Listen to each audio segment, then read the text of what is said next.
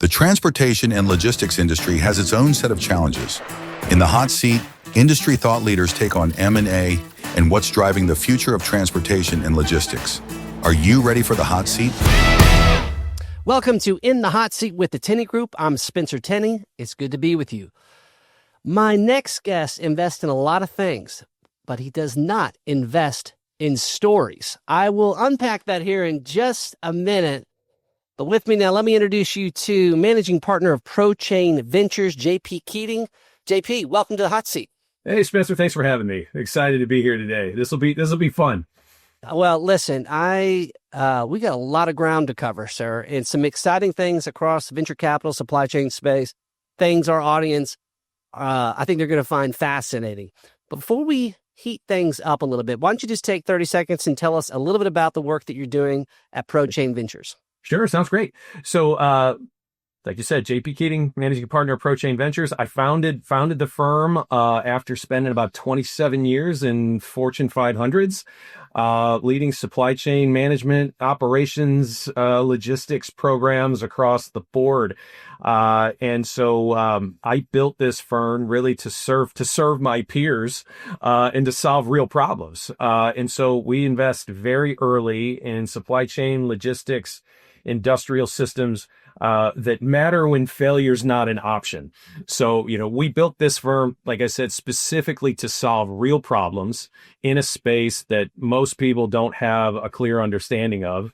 And I found that most investors had no idea about the value and, the hidden value and the importance of supply chain management, operations, logistics. And so we're this is what we do. This is all we do. We don't, like you said, we don't invest in stories.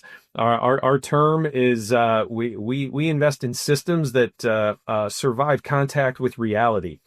And so this I could talk for days on what we do and things we don't do, but what we're doing here and what you're doing, Spencer, and the rest of the community is I can't stress the extreme importance of this for our economic and national security. So we can dig into that one later. Oh, we are, sir. We are definitely going to dig in on that national security stuff. So let me just kind of camp out here for a second. I want to read this because I think this is very clear and actually pretty inspiring. It says, ProChain invest in next generation technologies and teams that underpin American dynamism, reindustrialization, national readiness, and economic resilience. That's exciting. And I think well said, but that didn't happen overnight. You mentioned, let's talk about the genesis of kind of how you got here, because a long history within supply chain procurement and strategy. Anheuser-Busch, Boeing, large, well-respected organizations that you were a part of. What was the tipping point that took you from, as I'd mentioned, strategy, procurement into venture capital investing? Yeah, it's a long story, but it was driven by all of these experiences. And I couldn't quite figure out what I wanted to be when I grew up, and so I always loved aerospace. How I ended up in Boeing. So I was blessed to get a role there a few months out of college, and it really set the tone for the rest of my future career. In that the systems were extremely complex, everything was mission critical. There was no failure. Period. And it was not just about, I love the kind of the tagline for them was, Boeing was all about, connecting, defending, exploring, and inspiring. And so, I had the good fortune of working on all of those, on the military side and the commercial side, and understanding the complexity of all of this and what was important. And so, as my career changed, I sadly had to leave aerospace. I didn't want to, but things happened. And you got to pay for kids and things. So I ended up in Anheuser-Busch, and again, CPG, like I loved the complexity of consumer packaged goods, of all the things that have to come together to be able to put a product on a shelf is is a miracle when you look at it, and no one has any clue what is behind that. To take at that time, like a $5 six-pack of Budweiser and put it on a shelf somewhere, 500 miles away from one of the plants. And so, and then I ended up in utilities, which was its, electric and gas utility. And that was sort of the same thing. This is what underpinned and enabled our entire society was electric and gas, was energy, right? And so how those businesses worked with energy providers and all those sorts of things. And then back into CPG around food. And that was even exponentially more complex than beer. Then ended up in financial services and all that. But along those things, I was always the innovation guy at heart. And so being in procurement was fantastic. Being in supply chain was fantastic. And I ended up in internal audit for a while, and it opens up your eyes to the entire operation. And I was always the curious guy, like, how does this all work? And I would go out into the factories, I would talk to everybody, and I loved how the system worked together. It's all nothing but systems of systems, all orchestrated, wrapped in cultures of all different kinds and trying to make that work. So I loved that concept. And so about 15 years ago, I decided, how do I get more innovations? How do I innovate better for my company? And I just said, I guess I need to start talking to earlier stage companies. And so I just sort of jumped into this world, became like the corporate guy in residence at all of these accelerators and incubators. And I started meeting investors across the spectrum. And I realized everybody there just wanted to know how to sell to enterprise. And I went, hey, I'm that guy. What do you want to know? And all of a sudden I found my niche. And I said, I love this, being able to help these new companies get an opportunity to work with us, but also educate my corporations on how to access innovation, not just from early stage startups, but from the thousands of companies that we're already working with. Like literally all I have to do is ask them, how can we make our company better? And they will tell you. And so that's what set my brain in motion. And then after all of the time, I realized I just couldn't get all my goals accomplished that I wanted to do. And I wasn't good in a single company. I had too many interests and too much background that I wanted to go out and offer to the world. And early stage venture was what I loved the best. And we could get in very, very early in the companies, help support and develop them, get them connected to the networks and the knowledge that they desperately need. And we were unique in that case, in that we knew who everybody was. We bought these systems, we were responsible for them. And so that's what took me where I was. And like I said before, I had been working in supply chain and logistics and procurement for most of my career. I'm like, I got to get out of this insanity. And then I realized, shit, this is what I'm good at. So we just leaned hard into it, and we're doing what we were dreaming of doing. And now, like I said, I love being able to help this community that doesn't get a lot of love. And being an insider, I feel the pain. I understand this. I'm solving my problems. Well, clearly, JP, judging by the diversity of your company portfolios, you're chronically bored because there is a lot going on right there. So let me transition a little bit. I mean, this is one of the most exciting transformational times in terms of disruption, AI, and it feels like we're kind of coming into a new period. And I want to read to our audience a post that you had on LinkedIn here recently.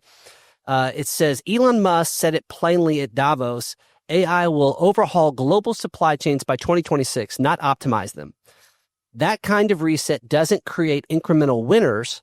It creates category owners, and early infrastructure capital captures the upside. Can you unpack that for us and kind of just tell us what does that mean to the folks that are not in that venture world? I completely agree with what Elon Musk said, is that, and seeing what is happening in the world geopolitically and everything else, the tools, the technology, and the talent all have to come together to make these companies extraordinarily effective. Not just efficient, but extraordinarily effective.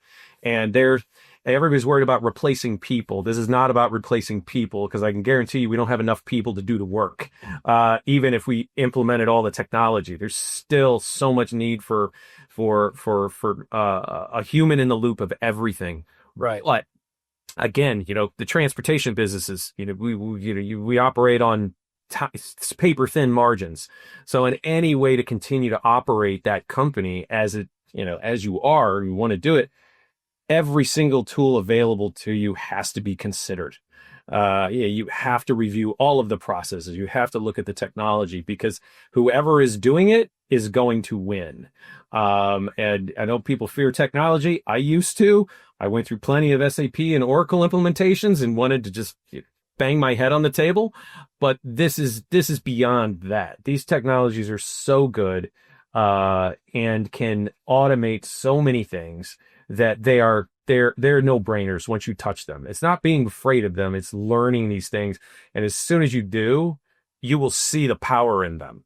And this just makes the human more valuable, because there's still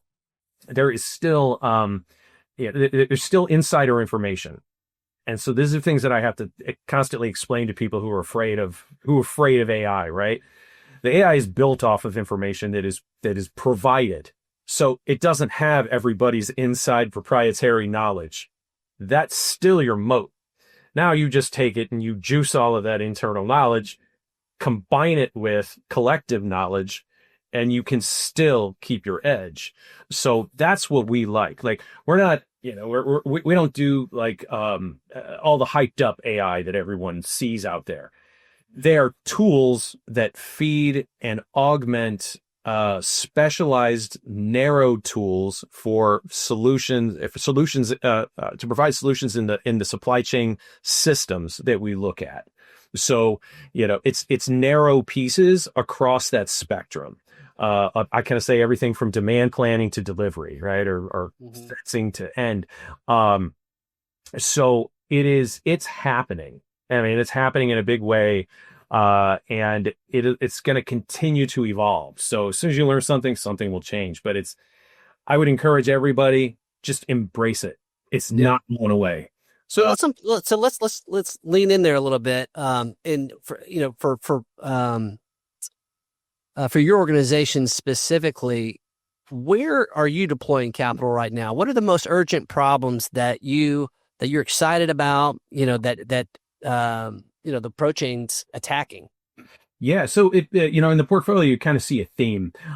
So we do a combination. So again, you'll hear me constantly talking about systems of systems. So when looking at supply chain, and I'll just use supply chain as overall term here, right? Right. There's no singular thing within the spectrum that solves all the problems. You have to look at it as a system, and you have to look at it both from a software and a hardware standpoint. This is physical digital integration, because we move stuff. That's all there is to it. So you can't really do one without the other.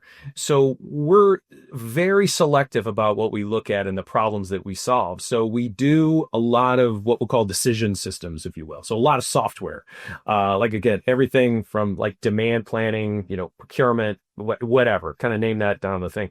But we also look at novel hardware that really is a true force multiplier.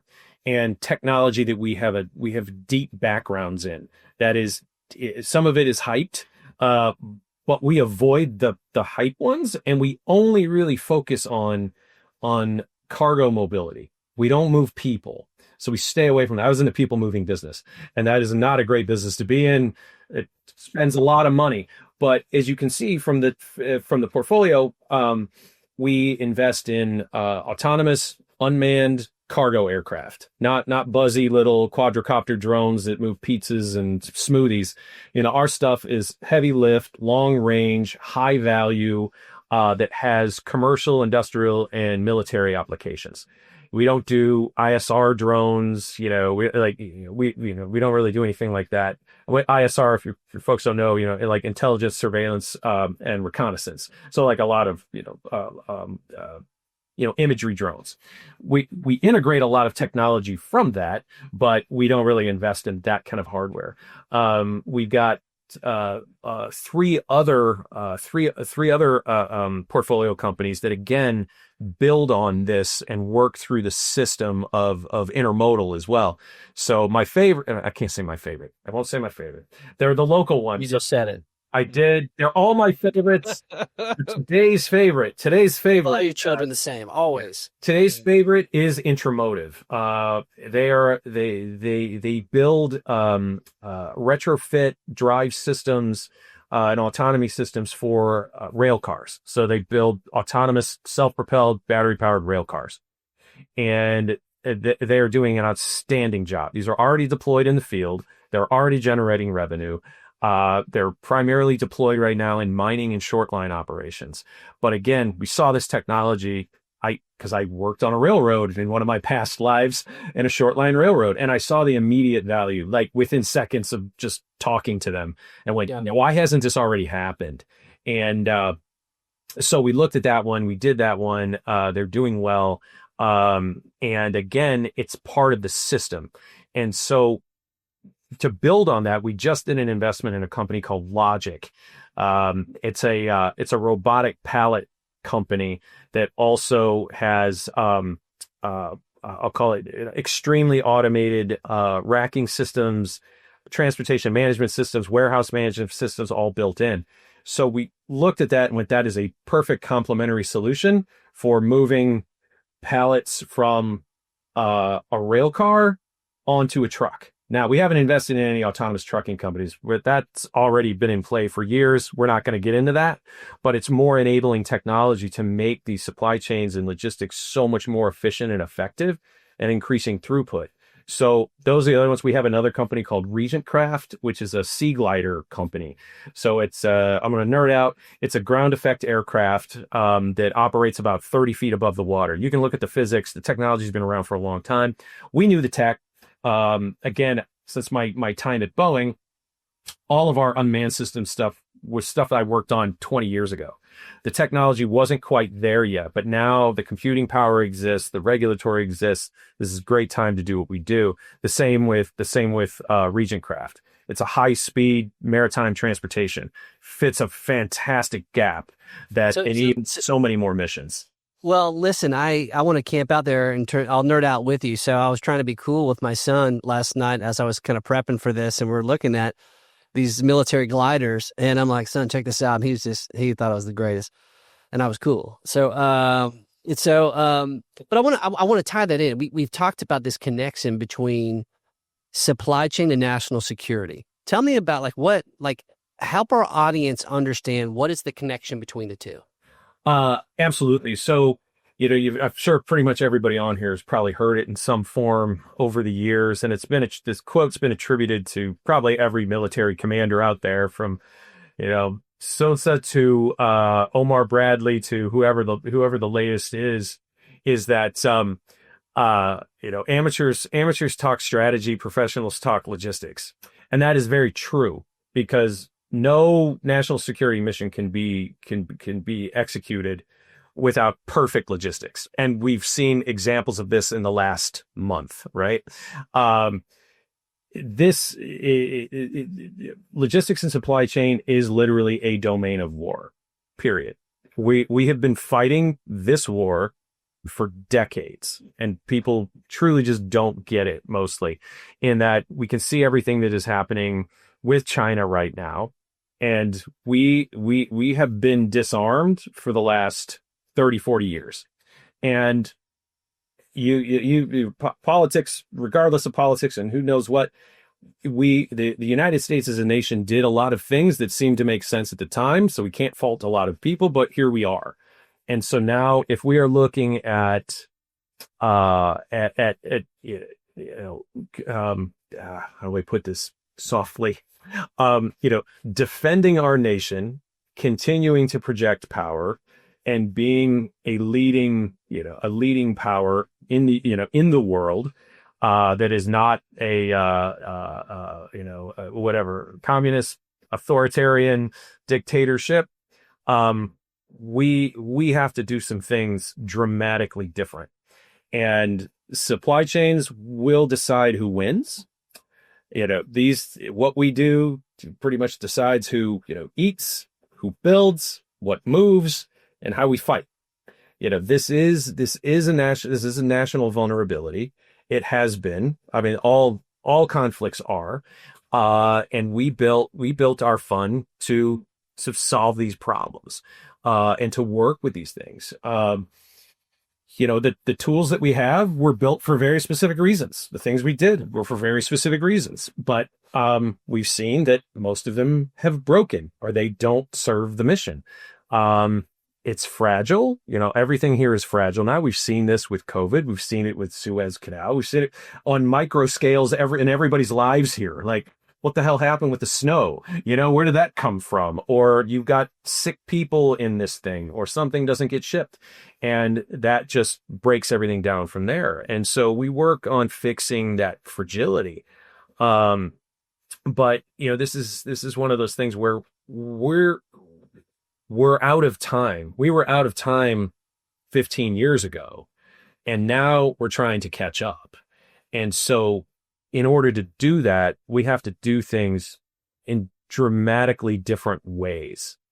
And everybody's kind of seeing it now with critical minerals and shipbuilding and all that kind of stuff. We have got a fundamentally difficult place to be where we are at this moment. So we are spending a significant amount of time operating in this space. And what the other thing that everybody needs to know here is that, if you don't already, is that the commercial the commercial industry of logistics, supply chain, mobility, everything else is what drives defense mobility. So where I live here in St. Louis, the headquarters of U.S. Transportation Command is based here. And so we have a very close relationship with them. And the fact of the matter is, about 80+% of Transcom's mission is executed by the private sector. And I'm sure a lot of your listeners are involved in this in some way. And if you're not, if you don't think you are, you probably are in some point somewhere. I mean, and that's moving anything that you're moving. So, it's an incredibly important mission right now to be able to support this. And it's exciting for us to be part of this, because we came out of this industry. This is stuff we've been doing for our career, for myself and my partners. And so we are not tourists in the space. We are not a typical venture firm that's thinking about this and, as a generalist. This is, you talked about American dynamism and reindustrialization. Hey, those are all great terms, but the things that we're doing are the ones that underpin all of the big things that everybody's talking about building. And so we're in there. You don't hear us talking much about it, but that's okay. We don't want to. But that's what I think people need to truly understand, is the monumental Herculean effort that is required to try and reshore just one thing, let alone the thousands of manufactured things that are dominated by China and other nations right now. So I don't want to cast too much doom and gloom, but this is as serious as it gets. Well, listen, it's an interesting take. I mean, like your worldview, it feels a lot different than a lot of venture capitalists that I visit with. Does it feel weighty to you? I mean, you have a mission that we're in on one side of the effort. You're there to go deliver a return to your fund, and you want to do this. And the other side, it kind of feels like you're also playing an unofficial, as an extension of the Department of Defense almost. And so like, where do those goals kind of rub up against one another and become and get in conflict at times? Yeah, the good thing is they don't. So it's this is just what we do, and the returns exist now. This is why we have designed things the way we've designed them, is to provide a particular kind of investment profile in certain kinds of companies. And yes, we are very much stewards of our limited partners' capital here, but we don't chase hype. And this is specifically what we told our investors, was that we're going to provide returns, but we are building businesses that are foundational to society here. These aren't toys. These aren't hyped. We don't do consumer products. We don't do goofy crypto. We're doing things that are absolutely necessary and that are inevitable. So, we catch that a lot from people. They're like, oh, well, why aren't you doing these kinds of drones? I said, because those aren't inevitable. Those are toys. But unmanned cargo aircraft that fly 900 miles and connect islands across the Pacific, that is a meaningful mission that will provide returns. It might look different, but we have our niche. And yeah, I love it. So what I'm curious about, in clearly very disciplined in terms of the space that you want to be in, how does that same discipline carry over to the founders that you invest in around these ideas? Tell me about those profiles. How do you think about putting money behind people? Yeah, well, that's the most important piece of the whole thing, especially where we are. We get in, like I said, super early, like not quite first check. Sometimes we are, but usually like second. And our fund is very small, so we can only do certain amounts of capital in. But we look at founders that know the space, that know this pain, and have just relentless drive to solve this problem, and that come at this from a point of reality.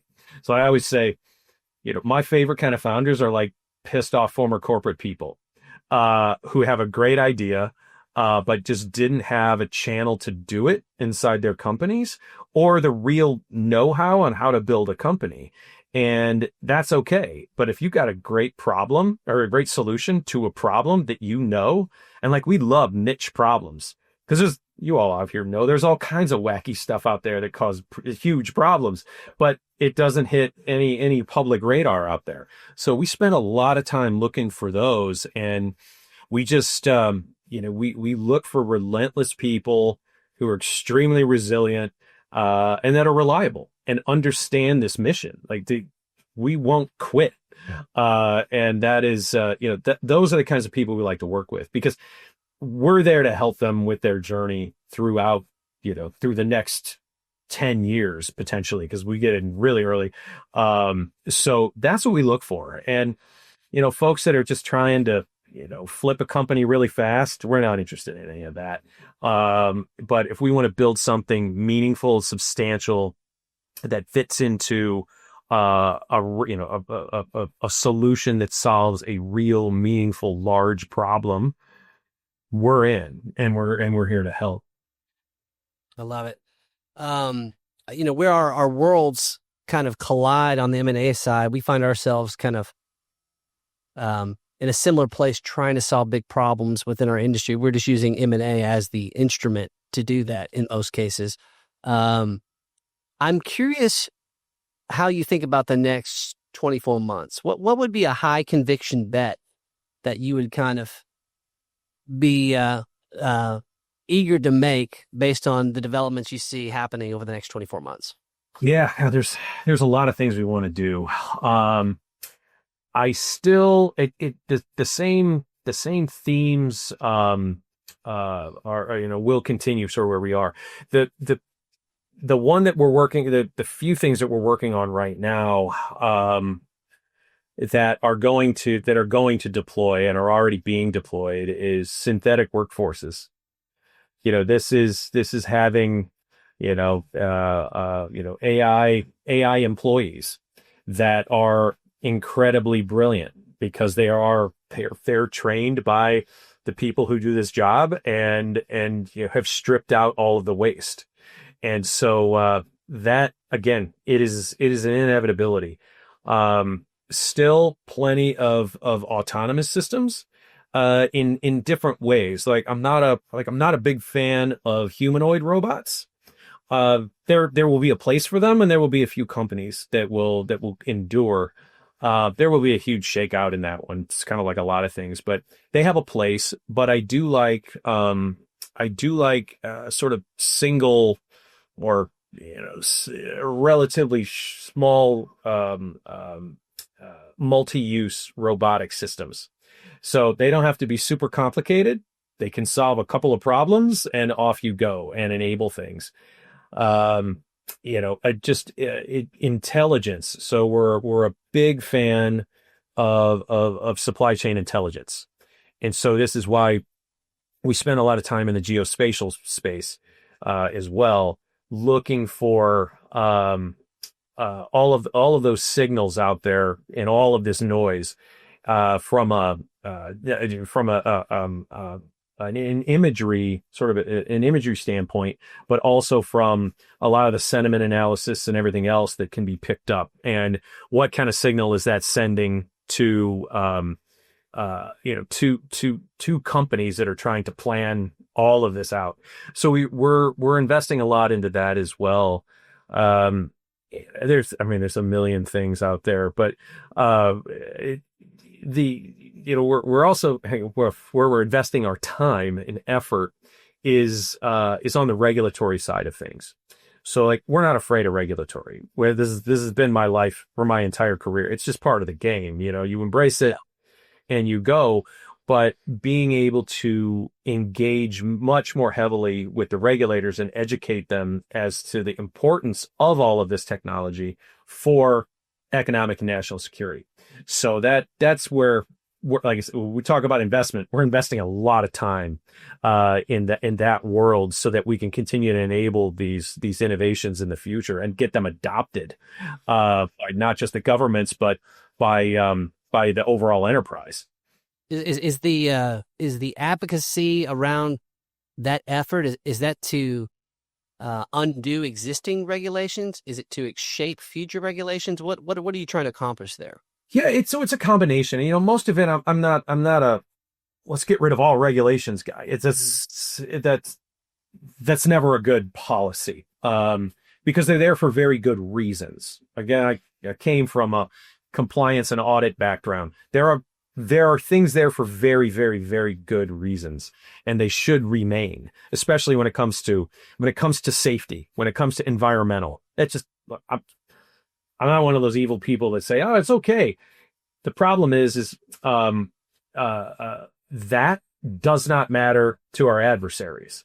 So what I do is I try to look at intelligent regulatory here, but also combine it with just high effective solutions that can solve these problems. And I'll give you an example, is that there's a very strong effort right now about rebuilding mineral processing in the United States. Yes. Should we do this? Yes, we probably should. Is it going to just be turning back on things that we shut off 20 years ago? No, it can't be. Because, for example, again, from Missouri, we're the largest producer of lead in the United States. And so I live, let's call it 60 miles from the largest lead smelter in the United States that was shut down years ago because it polluted everything. So do we want that back? No. But do we need to come up with a solution that allows us to come up with new ways to process these things in our country? Yes, we do. And that's where it's really about working together with regulators to come up with smart solutions, because we have to solve these problems. To going back to our economic and national security, we got to figure out a way to solve some of these problems with our dependency on all of these things that are fully controlled by China and adversary nations. So, it's part of it, but it's working together to come up with a solution that moves us forward. I like it. I got one last question for you, JP. A little bit of a wild card for our audience here. So let's just say it's a snowy St. Louis day. Roads, you can go nowhere. You're locked in your house. And the only thing that Netflix is providing you is just a series of military movies to watch. What would be, being a national security guy, clearly somebody interested in terms of what's going on in the world, what would be your number one military movie go-to? Oh, wow. There is one, and I'm going to look it up right now, that I highly recommend. And it's called Killer Robots. Killer Robots. It was a kind of a documentary that they put out 2 years ago. And so I know a bunch of the companies that were presented in there. To give you an idea of the capability that exists, and what it can do. So just from a nerd out technology space, definitely do that. You know, the one that I would say, to get an idea of what a miracle of logistics looks like, would be the D-Day invasion. So watch any of those things and you just, again, that will never happen again. We will never fight wars like that. The Russians still do, but the United States will not fight like that. And so just looking at what had to be done at that point in history to make that operation happen. I mean, that was over a year of planning and secret transportation and covert oil pipelines that were built, and just the sheer effort to make that happen for everything, not just the guns and the boats, but just all of the food and the medical supplies and the cigarettes and the candy bars and you name it, the paper and the notebooks and the pens, just to be able to make that happen. And so, those are fascinating to me, and also anything in the Pacific, those days, we start talking about this now. I mean, it's the vastness of the Pacific Ocean is just, I don't think most people understand it until you fly over it. I've been blessed to fly over a few times, and you're like, this is a lot. And you start looking at what kinds of things were built out there, and how the hell do you make concrete? How do you get the moving equipment? How do you get all that stuff there? And we're starting this up again. And so it's, and then also dealing with the technology that exists now. There was no satellite systems. There was no GPS. None of that exists. It existed back then. So you look at what we're doing now and what needs to take place and what the vulnerabilities are, and where that fragility exists, are the important pieces. And so that's where we like to spend all of our time. But so we got killer robots on anything D-Day. Yeah. I think we have some homework. That's what I think, JP. So there's a lot to think about. Yeah, there is. Hey, listen, I'm so grateful for you spending some time with us. For those that want to learn more about what you're doing, how can they contact you and learn more about ProChain Ventures? Sure. Email's the best. It's simple. It's just jpk@prochain.vc. All right, sir. That's going to do it for us in the hot seat, sir. We'll see you next time.